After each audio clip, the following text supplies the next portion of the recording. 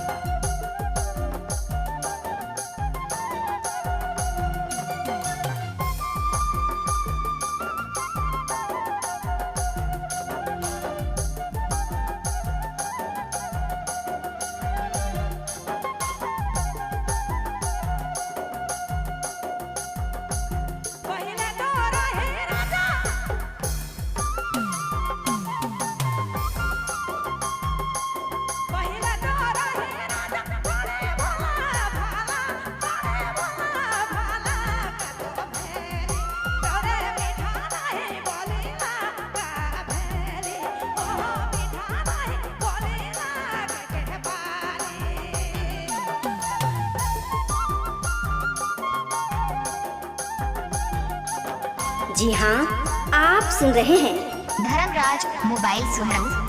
Subscribe करें हमारे YouTube channel को और देखें मस्त मस्त नागपुरी ऑर्केस्ट्रा वीडियो।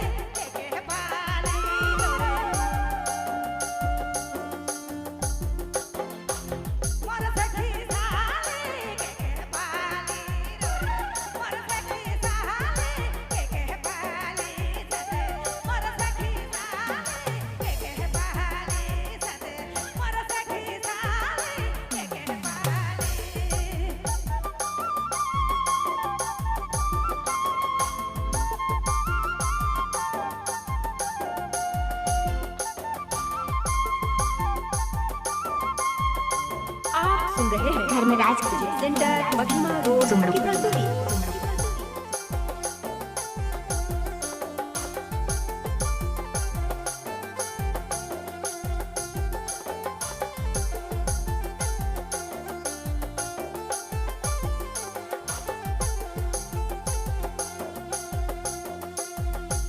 झूठा रुपया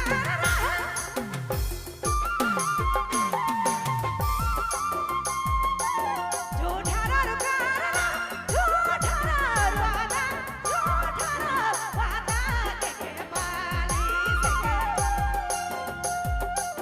बोल देना यूं के मनी जानो से बोल